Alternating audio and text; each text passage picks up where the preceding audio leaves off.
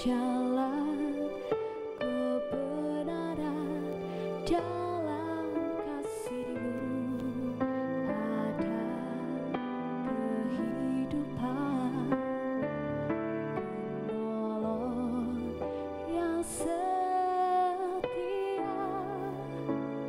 di dalam kesesakan.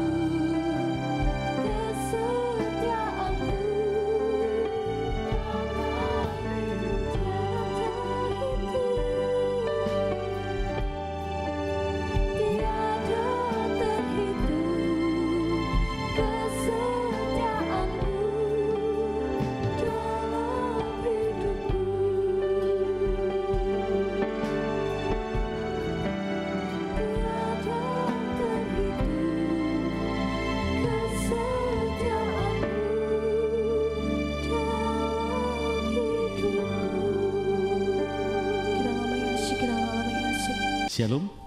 Mari hari ini kita masih mau belajar mengenai tema Tomorrow will be better, atau hari esok pasti lebih baik. Mari saya mengajak setiap kita membuka Amsal 23. Kita akan baca dari ayat yang ke-17 sampai dengan ayatnya yang ke-18. Amsal 23 ayat 17 sampai 18. Janganlah hatimu iri kepada orang-orang yang berdosa, tetapi takutlah akan Tuhan senantiasa. Ayat 18. Karena masa depan sungguh ada dan harapanmu tidak akan hilang. Saudara, hari ini kita akan belajar bersama-sama ada dua hal yang harus ada dalam kehidupan kita sehingga kita bisa memiliki sebuah masa depan atau hari esok yang lebih baik. Apa kedua hal itu? Yang pertama, saudara, bagaimana kita bisa memiliki masa depan atau hari esok yang lebih baik? Coba kita perhatikan di ayatnya yang ke-17 dari Amsal 23 ini, yang bagian A. Di situ dikatakan, janganlah hati kita iri kepada orang berdosa. Artinya bahwa kita tidak mengingini hidup seperti orang yang berdosa. Mengingini di sini itu juga berarti bahwa kita itu tidak mau atau tidak tinggal dalam kehidupan orang-orang yang berdosa. Karena ketika kita mengingini kehidupan orang yang berdosa, sama juga artinya bahwa kita itu sedang menginginkan untuk memiliki kehidupan yang berdosa. Dosa adalah perseteruan dengan Tuhan. Di dalam Mazmur 37 ayat yang pertama dikatakan dari Daud, jangan marah karena orang yang berbuat jahat, jangan iri hati kepada orang yang berbuat curang, sebab mereka segera lisut seperti rumput dan layu seperti tumbuh-tumbuhan. Di dalam Mazmur 37 ayat 9 dikatakan, sebab orang yang berbuat jahat akan dilenyapkan. Untuk itu, mari apapun juga keadaan kita hari-hari ini, kita jangan mau atau sekali-kali jangan pernah iri. Mungkin orang jahat itu memiliki kehidupan yang kelihatannya berhasil. Kelihatannya mereka berbuat curang tetapi tidak mengalami hal-hal yang buruk. Saudara, kita jangan mengingini hal-hal seperti itu. Kenapa? Karena pastikan akhir kehidupan mereka seperti dikatakan oleh firman Tuhan, bahwa mereka segera lisut seperti rumput dan layu seperti tumbuh-tumbuhan hijau. Lalu yang kedua, saudara, bagaimana kita bisa memiliki masa depan atau hari esok yang lebih baik? Ayat 17 bagian yang B. Tetapi takutlah akan Tuhan senantiasa. Tuhan mau agar setiap kita memiliki rasa takut akan Tuhan. Di dalam Amsal 8 ayat 13 dikatakan bahwa takut akan Tuhan itu artinya apa? Kita menjauhi kejahatan, kita membenci kejahatan. Takut akan Tuhan itu akan membuat hidup kita itu memiliki sikap hati yang mau berjalan di dalam prinsip-prinsip kebenaran firman Tuhan, yang akan membawa kita itu memiliki kehidupan yang berpadanan kepada kebenaran akan firman Tuhan. Takut akan Tuhan artinya juga kita menaruh rasa hormat, rasa takut, rasa kagum bahwa Allah itu ada, Allah senantiasa yang menyertai kita. Dan pandangan Allah selalu tertuju kepada setiap kita anak-anaknya. Jadi ketika kita memiliki rasa kagum, rasa hormat kalau Allah itu ada dan mengawasi kehidupan kita, tentunya kita akan menjadi pribadi-pribadi yang akan terus menjaga kehidupan kita. Sehingga apa yang kita kerjakan, apa yang kita lakukan, apa yang kita putuskan, itu akan mengalir daripada prinsip-prinsip kebenaran firman Tuhan yang kita miliki. Coba kita lihat di Mazmur 128 ayat 1 sampai 6 dikatakan seperti ini. Berbahagialah setiap orang yang takut akan Tuhan, yang hidup menurut jalan yang ditunjukkannya. Apabila engkau memakan hasil jerih payah tanganmu, berbahagialah engkau dan baiklah keadaanmu. Istrimu akan menjadi seperti pohon anggur yang subur di dalam rumahmu, anak-anakmu seperti tunas pohon zaitun sekeliling mejamu. Sesungguhnya demikianlah akan diberkati orang laki-laki yang takut akan Tuhan. Kiranya Tuhan memberkati engkau dari Sion, supaya engkau melihat kebahagiaan Yerusalem seumur hidupmu, dan melihat anak-anak dari anak-anakmu damai sejahtera Allah atas Israel. Ada dua hal bagaimana kita bisa memiliki masa depan atau hari esok yang lebih baik. Yang pertama, jangan kita iri hati kepada orang yang berdosa. Yang kedua, mari miliki takut akan Tuhan. Ada sebuah contoh sebelum saya mengakhiri firman Tuhan hari ini. Ada sebuah contoh yang ini benar-benar terjadi dalam kehidupan atau realita, di mana contoh ini yaitu mengenai dua orang yang hidup dalam masa dan zaman yang sama. Dua orang yang memiliki kehidupan tetapi berbeda. Ya, yang pertama adalah Max Jukes. Max Jukes itu adalah seseorang yang hidupnya hidup dalam dosa.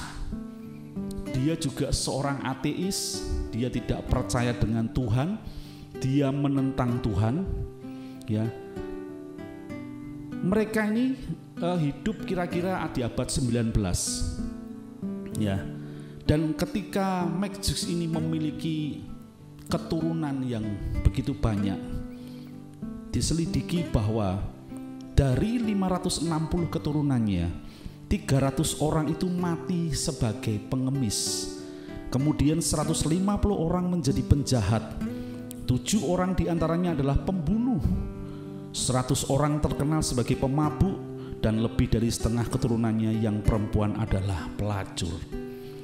Bahkan yang lebih menyedihkan, keturunan daripada Max Jukes ini telah merugikan pemerintahan Amerika Serikat, ya, dengan nilai sekitar 1 miliar US dollar, suatu nilai yang fantastis. Jadi ketika seorang Max Jukes, seorang yang tidak percaya sama Tuhan, seorang yang hidupnya sembarangan, seorang yang hidupnya berdosa di hadapan Tuhan, masa depannya, keturunannya memiliki keturunan dan masa depan yang tidak baik, bahkan hancur berantakan. Tetapi saudara, ada seorang di dalam kisah ini yang bernama Jonathan Edwards. Dia adalah seorang Kristen yang cinta akan Tuhan. Dia orang yang setia kepada Tuhan. Dia seorang hamba Tuhan yang hidup benar, hidup seturut dengan kehendak Tuhan. Dia orang yang menjauhi kejahatan. Apa yang terjadi dengan keturunannya? Ya, Jonathan Edwards menikah dengan wanita muda yang saleh, dan dari 1394 keturunannya ditelusuri 295 orang lulusan kuliah. 13 orang diantaranya menjadi rektor, 3 orang dipilih sebagai senator Amerika, 3 orang sebagai gubernur negara bagian, 30 orang menjadi hakim, 100 orang menjadi pengacara, 100 orang menjadi misionaris, pengkhotbah dan penulis buku terkenal, 80 orang bekerja di kantor pemerintahan, 75 orang menjadi perwira angkatan bersenjata, 65 orang menjadi profesor, 3 orang menjadi wali kota di kota-kota besar, 1 orang menjadi pengawas keuangan di Departemen Keuangan Pemerintah, dan 1 orang menjadi wakil presiden Amerika Serikat. Tidak ada satu keturunan daripada Jonathan Edwards yang merugikan pemerintahan Amerika. Saudara, kita bisa melihat 2 orang yang hidup di masanya, tetapi yang satu memiliki kehidupan tidak benar, menjadi orang yang berdosa, dan yang satu hidup menjadi orang yang takut akan Tuhan. Orang yang takut akan Tuhan dikatakan masa depannya sungguh ada. Bahkan dikatakan di kisah ini, keturunan daripada Jonathan Edward adalah orang-orang yang luar biasa. Hari ini pilihan ada di tangan kita, saudara dan saya. Apakah hari ini engkau ingin melihat masa depanmu itu masa depan yang luar biasa? Apakah engkau ingin memiliki tomorrow will be better dalam hidupmu? Ada dua hal yang kita pelajari hari ini. Yang pertama, jangan hidup dalam dosa atau iri kepada orang yang berbuat dosa. Yang kedua, takut akan Tuhan. Maka saya percaya tomorrow will be better itu menjadi bagian saudara dan saya. Demikian firman Tuhan hari ini. Biarlah menjadi kekuatan bagi setiap kita dimanapun kita berada. Tuhan Yesus memberkati.